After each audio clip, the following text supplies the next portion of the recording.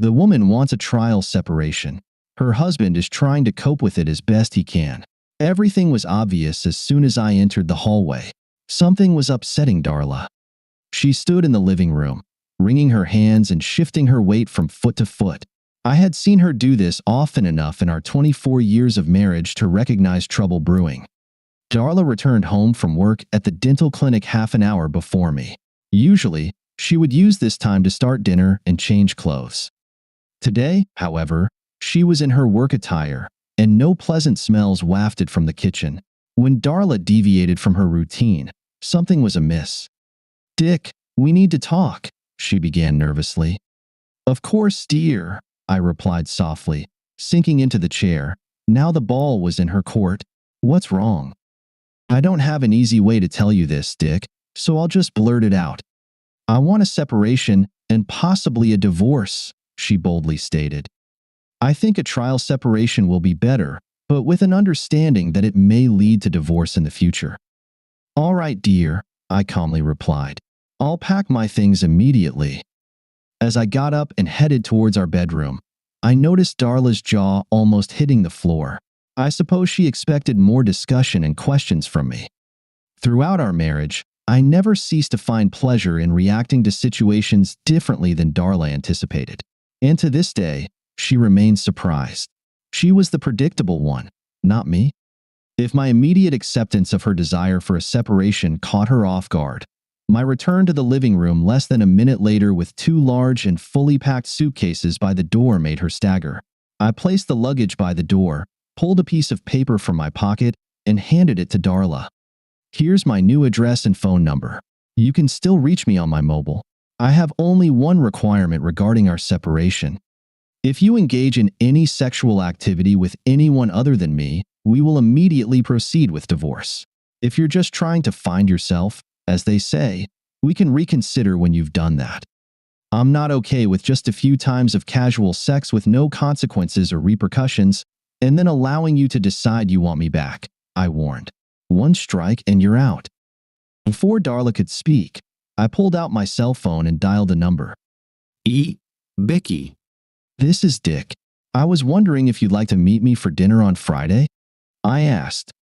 "You know the answer, Dick." Becky laughed. "I'll be there with bells on, but I might forget the lingerie."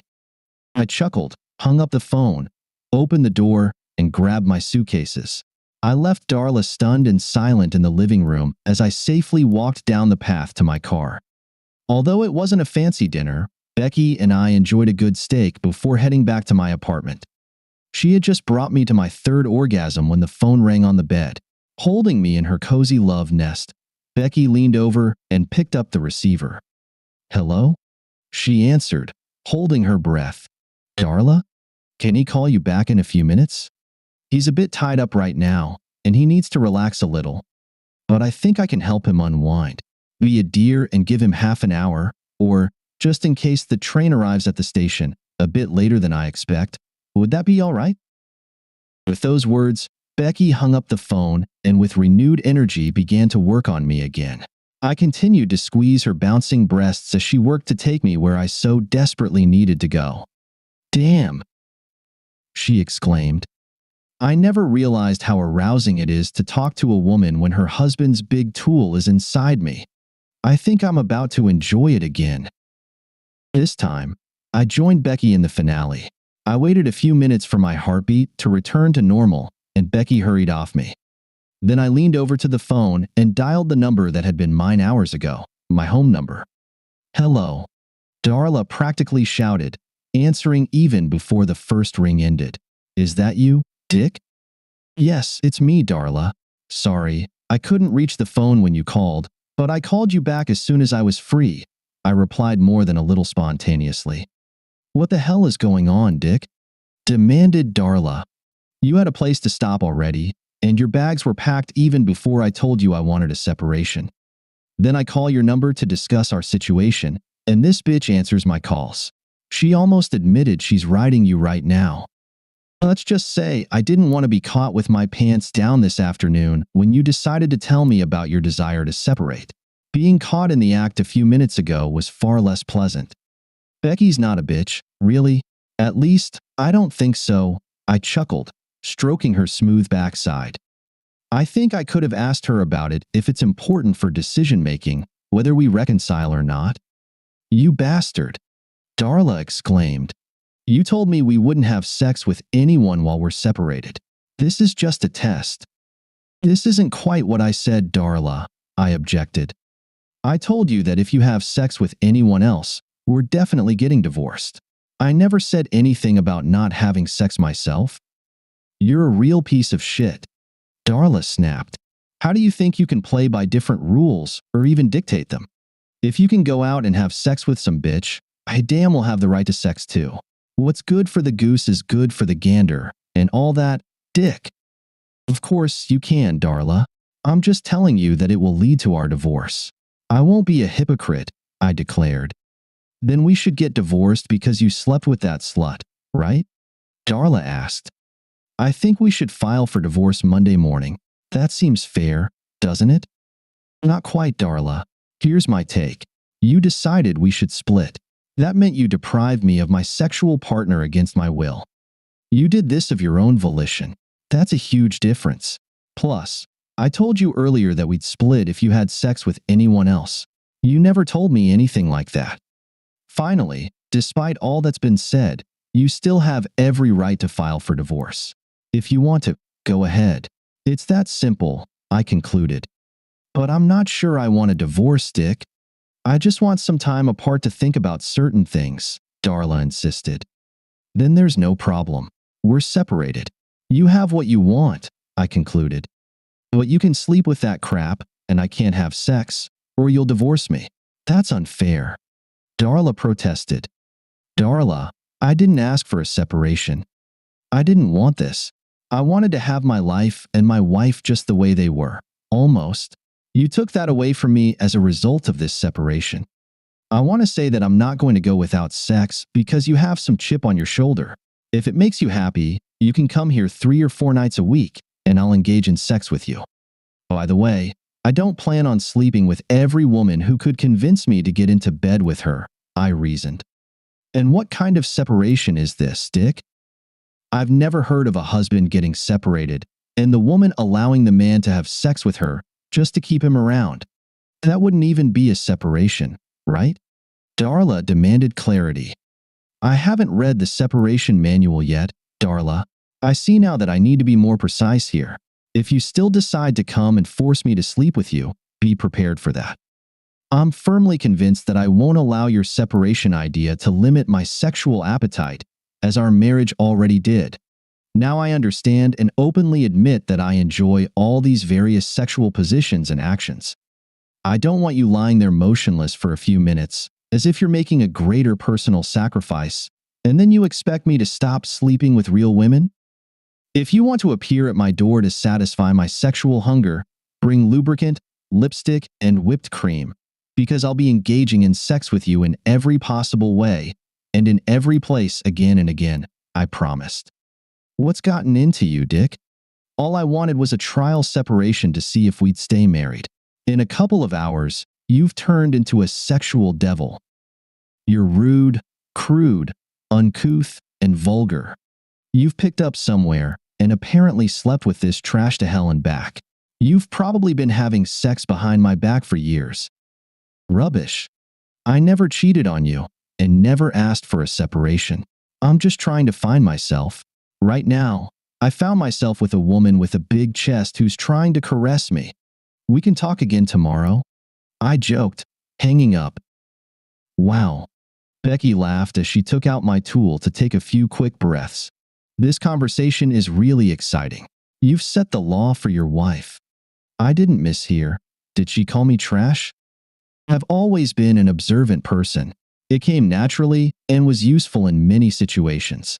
It prevented many surprises that constantly befuddled most people. My wife, Darla, on the other hand, hardly noticed anything unless you bit her on the butt. Darla was very enthusiastic about a new dentist who came to the clinic where she worked. He was in the final stages of divorcing his wife, who was a cheating scumbag. Yet, Darla would almost elevate him to sainthood, at least, according to Darla's perspective. Then, a few weeks ago, Darla stopped talking about him. Any questions I asked were deflected. It was as if this new guy had fallen off the planet. Darla's silence on the matter intrigued me more than her constant chatter. Our phone was tapped, conversations were recorded, and her emails were forwarded to me. I hired a private investigator to find out what he could about the situation. Judging by all the evidence, a clear picture of seduction emerged. Dr. Burns, as he was called professionally, tried to get into Darla's pants. He was getting divorced because he did the same thing at his previous clinic. There were even a couple of his old patients who were close to accusing him of ethical violations. The guy was a scumbag. To Darla's credit, she managed to resist. She refused to cheat on her husband and end the marriage. That's when Burns started pushing her towards a divorce. He claimed that Darla wouldn't cheat if she were separated and had sex with him. Therefore, it was necessary for me to sternly warn Darla about having sex with anyone other than me. If she cared about staying married to me, she would have to prevent that jerk from taking off his pants. Becky had been my coworker for only a few months, but we had become close friends.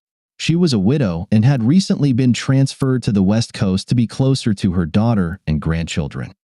When I explained my family problems with Darla to her and my plan to escalate the situation to a critical point, Becky quickly volunteered to be the other woman.